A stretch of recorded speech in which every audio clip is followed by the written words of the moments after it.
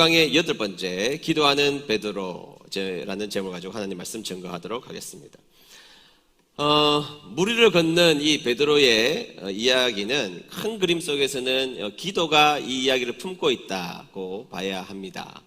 무리를 걷는 베드로 이전에 있었던 오병이의 기적 있죠. 오병이의 기적의 내용들도 역시 예수님께서 떡을 가지다 축사하시고, 그렇죠, 물고기를 가지고 축사하시고 놀라운 기적이 일어나게 되었던 것을 볼 수 있습니다. 그러니까 그 놀라운 기적은 예수님께서 하셨던 축복의 기도가 바탕이 되어서 그 놀라운 기적이 일어나게 되었던 것이죠. 이 무리를 걷는 베드로의 이야기가 또 역시 마찬가지인데 어떻게 시작하고 있는지를 한번 보실까요? 마태복음 14장 23절 말씀을 보도록 하겠습니다. 14장 23절의 말씀 다 같이 읽습니다. 시작. 사람들을 보내신 후 예수님께서는 기도하러 홀로 산 위에 올라가셨습니다. 그리고 저녁 때까지 그곳에 혼자 계셨습니다. 아멘. 지금 성경에서는 예수님이 무엇을 하셨다고 말씀하고 있나요? 기도하셨다, 그렇게 말씀하고 있죠. 예수님은 기도하셨고 그 시간은 꽤 긴 시간 예수님은 간절히 기도하셨고 그 기도를 통하여서 무리를 걷는 베드로의 기적이 연결되어 있음을 우리가 볼 수가 있다는 것이죠. 그래서 예수님의 기도가 이 기적의 시작을 하고 있다는 것을 기억해야 한다는 것이죠. 그러니까 여러분, 성경에서 말하고 싶은 것은 이 무리를 걷는 이야기는 예수님의 기도가 충만한 상태에서, 그렇죠? 예수님의 기도가 충만한 상태에서 이 모든 것이 이루어졌음을 우리에게 말하고 있는 것입니다.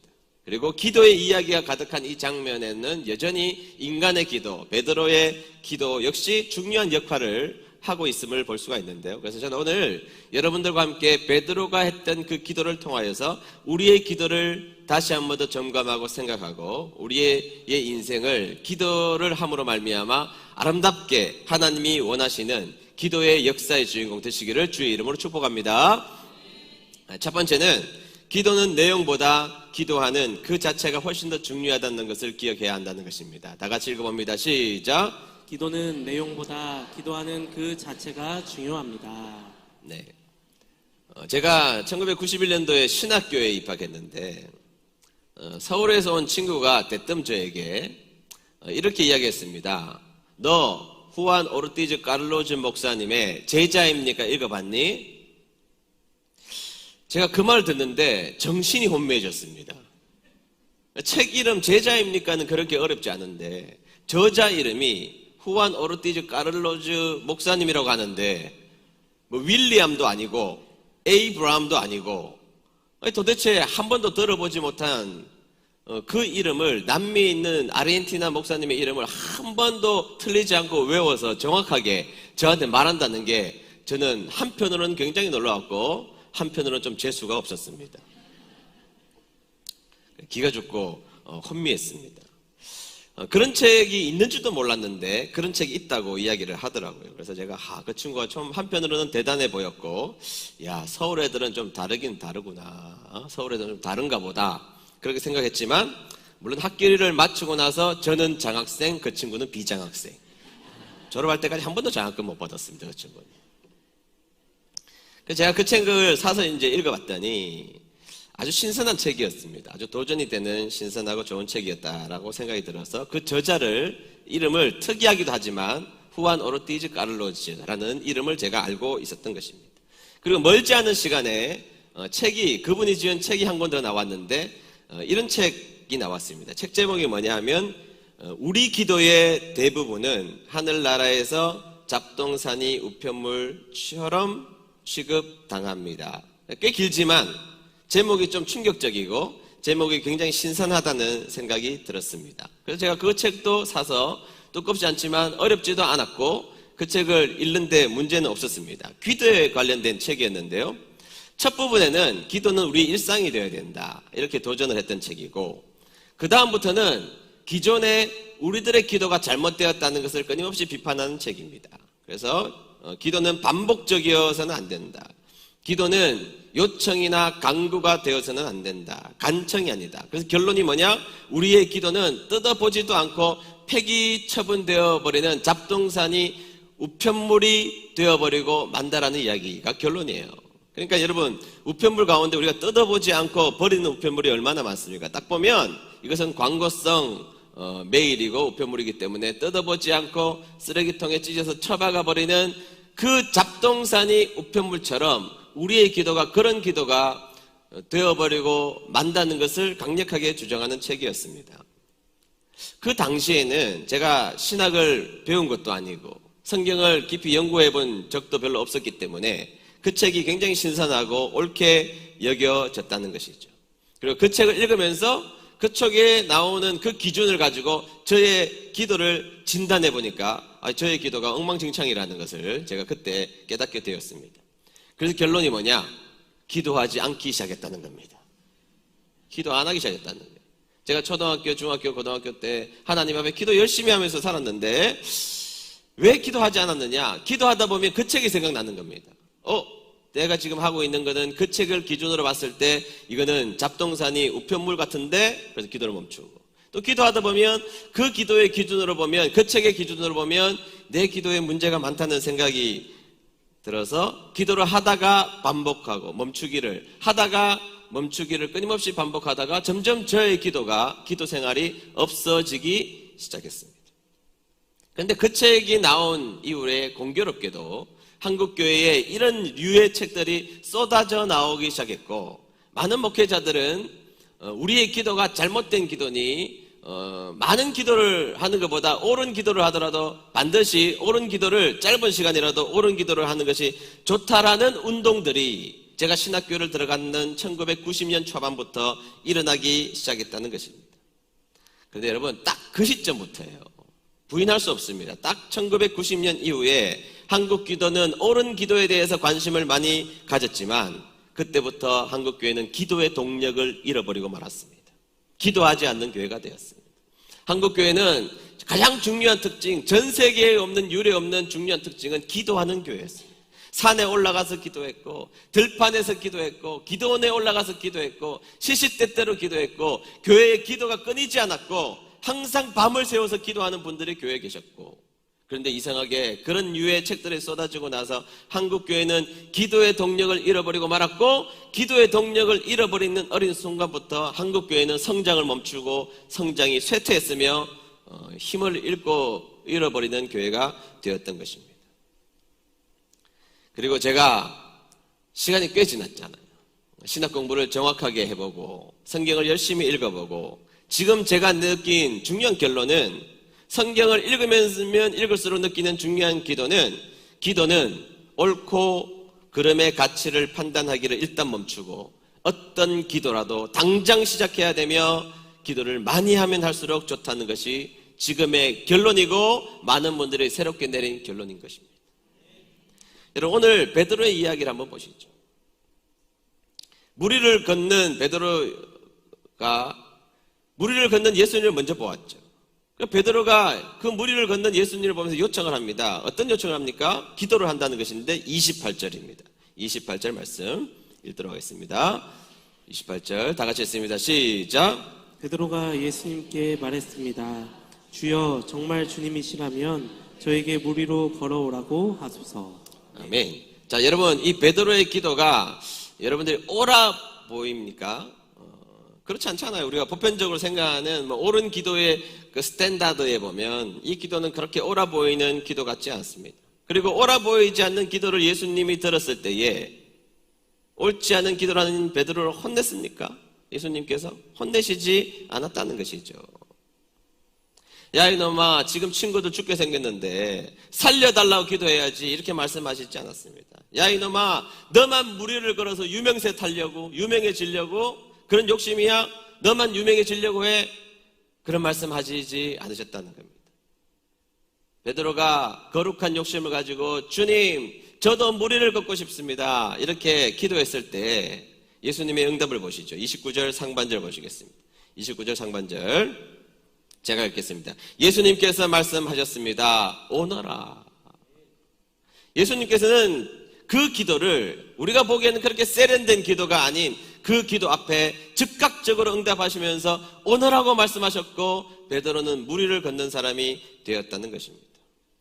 여러분, 옳은 기도를 안 하는 것보다 부족한 기도라도 하는 것이 옳습니다. 옳은 기도를 안 하는 것보다 부족한 기도라도 하나님 앞에 부르짖는 것이 훨씬 더 중요한 신앙인의 모습이라는 걸 기억하는 여러분 되시길 축복합니다. 제가 이 설교를 준비하면서 기도에 관해서 두 분이 생각이 났습니다. 한 명은 제가 중학교 1학년 때 고3이었던 형이었습니다. 이름이 정병화 형입니다. 혹시 알고 있는 분들은 저에게 제보해 주시기를 부탁드립니다. 연락이 안 되고 있어요. 근데 이 형이 타고난 음치입니다. 음치. 음치는요 치료가 잘 안 됩니다. 그것도 타고난 연습을 안 한 음치가 아니고 생내적 음치예요. 잘 안 되는데 이분이 고등학교 1학년 때 우리 교회를 왔는데 이 형이 열심히 기타를 치고 노래를 부르더니 찬양 인도를 하기 시작했던 것입니다. 대단한 일이죠. 찬양 인도를 하는데 아주 잘해요. 은혜스럽게. 물론 하다가 가끔씩 음이탈이 생기긴 하지만 삑사리가 나지만 대체적으로 은혜스럽게 잘하고 놀라운 일이죠. 그런데 그 당시에 이제 학생회 보면 등대의 밤, 문학의 밤 같은 걸 하는데 우리 교회는 등대의 밤이라는 이름으로 했는데요. 이 형이 음치인 형이 지휘를 하는 역사가 일어난 거예요. 대단한 겁니다. 교회에서만 이루어질 수 있는 일을 진짜 이 형이 지휘를 하기 시작한 겁니다. 그래서 여러분 소프라노 연습시키고 파트 연습시키고 알토 연습시키고 테너 연습시키고 베이스를 연습시키는데 제가 테너였는데 우리 파트가 파샵까지 올라가는데 그게 안 올라가는 거예요. 꼭 그 부분만 되면 돼지 멱다는 소리를 다 내는 겁니다. 심각해지는 거예요. 이거 기간도 얼마 안 남았는데 이걸 성공해야 이 합창이 성공적으로 부르는 건데 아무리 불러도 안 돼요. 자, 테너 모여봐. 연습. 자, 해왔는데 파샵 그 부분에 가면 항상 문제가 생겨요. 파샵 앞에 저희들은 두려워하기 시작했습니다. 파샵이 무서웠습니다. 그러니까 하다 안 되니까 이 정병환 형이 테너 다 모여. 다 손잡아. 그러더니 기도를 하기 시작해요. 기도를. 주님, 우리 테너가 파샵이 안 나옵니다. 파샵 되면 돼지 멱다는 소리가 나오는데 하나님 우리의 목청을 지켜주시고 능력을 주셔서 파샵이 나오게 역사하여 주시옵소서. 땀을 펄펄 흘리면서 역사하여 주시옵소서 하는데 다들 키득키득하고 다 웃었습니다. 소프라노도 웃고 엘토도 웃고 테너도 웃고 베이스도 웃고 아니면 기도를 전 또 목사님 아들의 입장에서 볼 때 기도를 저렇게 하냐 연습을 해야 될 거를 왜 저렇게 기도를 시키냐 한참 웃으면서 기도가 열정적으로 땀을 뻘뻘 흘리면서 기도를 한다며요. 자, 해보자 했는데 파샵이 난 거예요.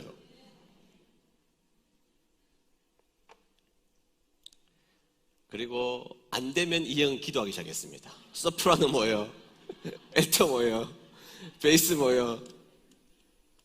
그래서 결국 등대의 밤에 그 합창을 너무 은혜스럽게 잘 했던 것입니다. 이 기도가 세련된 기도인가? 이 기도가 아주 멋진 기도인가?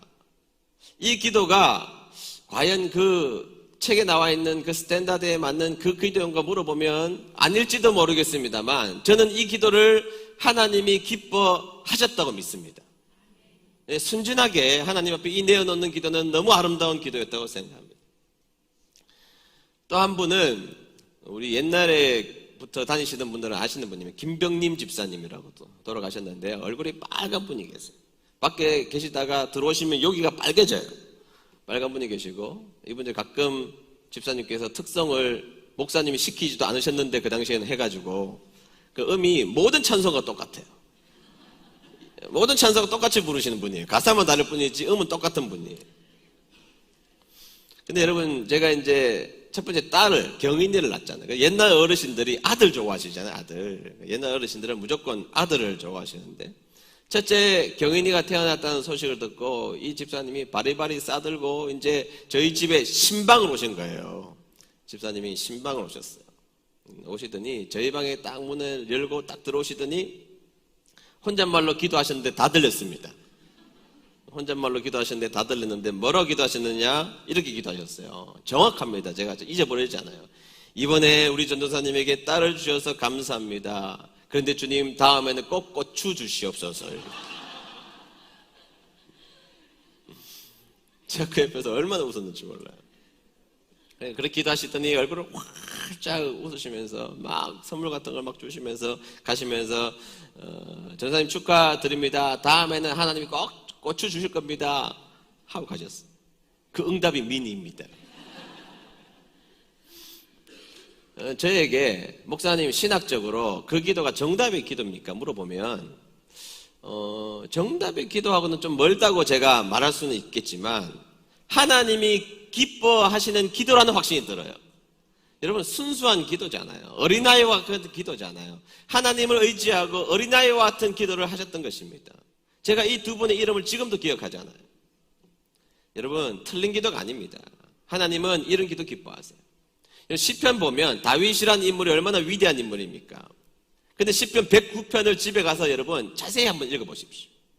시편 109편에 보면 다윗이 얼마나 원수가 미운지, 정말 원수가 얼마나 미웠는지 견디지 못한 다윗이 하나님 앞에 기도합니다. 뭐라고 기도하는 줄 아세요? 하나님, 저 원수 죽게 해주세요. 저 원수의 자녀가 길가에서 빌어먹게 해주세요. 저 집의 재산이 사채업자들에게 다 틀리게 도와주세요. 그런 기도한다고요.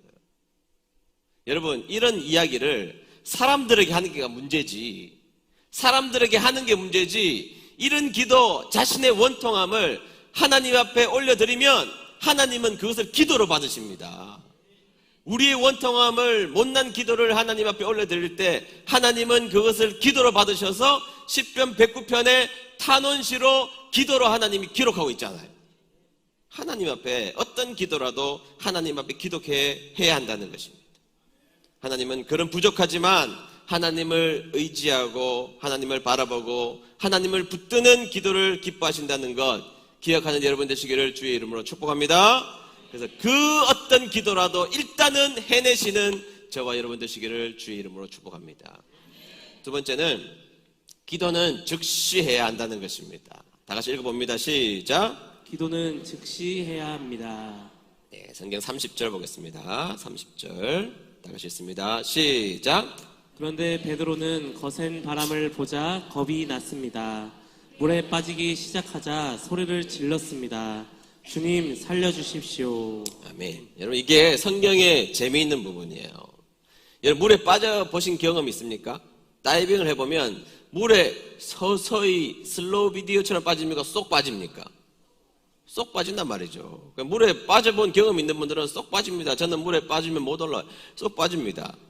아니 물에 들어가는 게 서서히 빠지지 않는데 성경에는요 마치 이것을 슬로우 비디오처럼 기록하고 있어요. 굉장히 중요한 포인트입니다.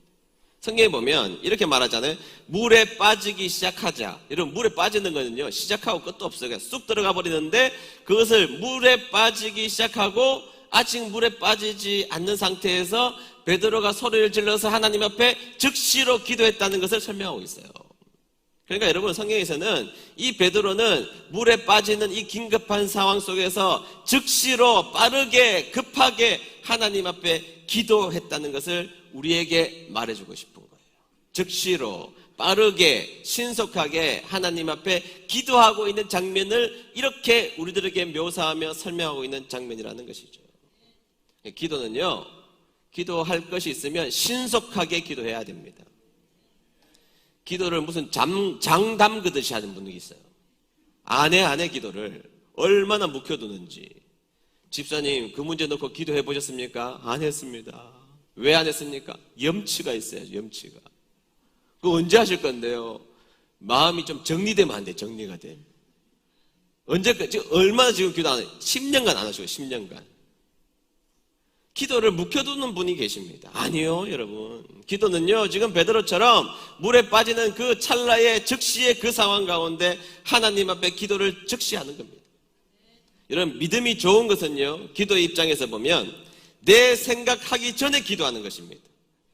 내가 계산하기 전에 기도하는 것이고, 내가 이 가게의 문을 열고 들어갈 때 내가 어떤 일을 하기 전에 기도부터 하는 것이고, 이 문제를 내가 해결할 수 있는지 없는지를 따지기 이전에 기도하는 겁니다.